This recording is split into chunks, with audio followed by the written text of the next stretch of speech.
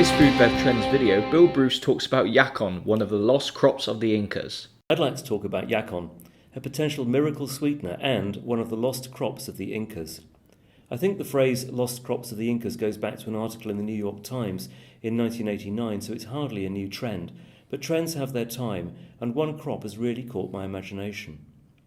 Before the invasion by the Spanish conquistador, on irrigated mountainsides along the Andes, the spine of South America, the Incas cultivated around 70 species of crops, nearly as many as the farmers of Europe and Asia combined at that time.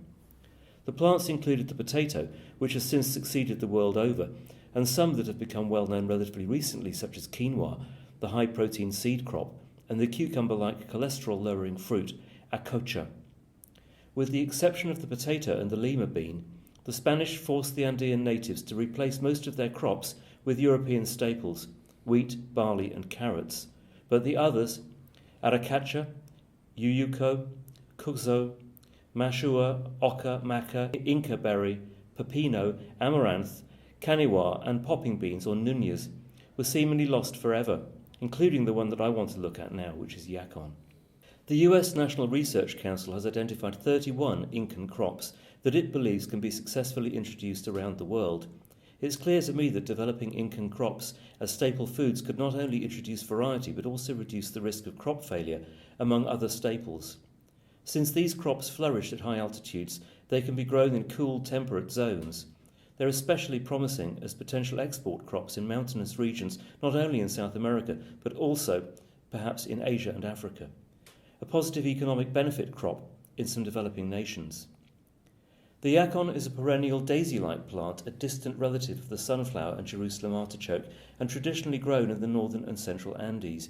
It's an unspectacular plant that grows to around 2 meters in height and produces small, yellow, daisy-like flowers at the end of its growing season. It grows easily in poor ground.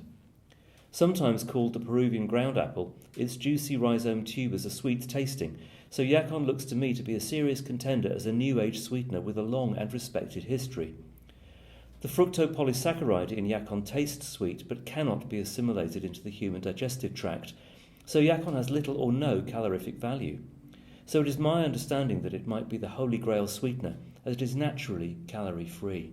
It has other benefits too. It is claimed to have a prebiotic effect and can regulate blood sugar levels, lower bad cholesterol, help with weight loss, lower blood pressure, improve the health of the liver, prevent certain types of cancer, boost digestive health, and strengthen the immune system. That's a lot of benefits from a natural sweetener that can grow where other crops can't, and which can claim to be calorie-free. Of course, despite its long history, it's early days for yacon. It's very expensive, but then as it will grow almost anywhere, economies of scale through wider production will help to alleviate the cost issue, and if it can be used to add sweetness without adding calories, then maybe it's worth its weight.